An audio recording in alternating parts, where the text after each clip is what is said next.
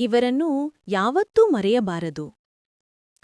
ಸೂತಿಕಾ ದೂತಿಕಾ ಚೈವ ನದೀತೀರೇ ಚ ನಾವಿಕಾಃ ಉಪಾಧ್ಯಾಯಾಶ್ಚ ವೈದ್ಯಾಶ್ಚ ಕಾರ್ಯಾಂತೆ ನಿಷ್ಪ್ರಯೋಜಕಾಃ.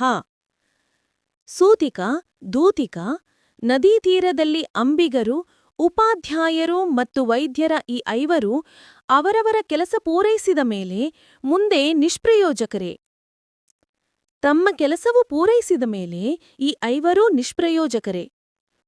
ಒಂದು, ಸೂತಿಕಾ ಸೂಲಗಿತ್ತಿ ಪ್ರಸೂತಿಯನ್ನು ಮಾಡಿಸಿದ ಮೇಲೆ ಆ ಸೂಲಗಿತ್ತಿಗ ಹಣವನ್ನು ಕೊಟ್ಟು ಕಳಿಸಿಬಿಡುತ್ತೇವೆ. ಅನಂತರ ಅವಳಿಂದ ಈ ಮಗು ಬಾಣಂತಿಗ ಆಗಬೇಕಾದದ್ದು ಏನೂ ಇಲ್ಲವಷ್ಟೇ. 2, ದೂತಿಕಾ ದೂತಳಾನೆ ಕೆಲಸವನ್ನು ಮಾಡಿದ ಬಳಿಕ ಅವಳಿಂದ ಇನ್ನೇನೂ ಆಗಬೇಕಾದದ್ದಿಲ್ಲ.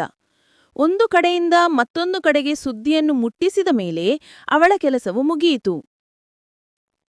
3, ನಾವಿಕರು ನದಿಯ ಒಂದು ದಡದಿಂದ ಮತ್ತೊಂದು ದಡಕ್ಕೆ ಜನಗಳನ್ನು ತಮ್ಮ ದೋಣಿಯಲ್ಲಿ ದಾಟಿಸುವವರೇ ನಾವಿಕರು ಅಥವಾ ಅಂಬಿಗರು.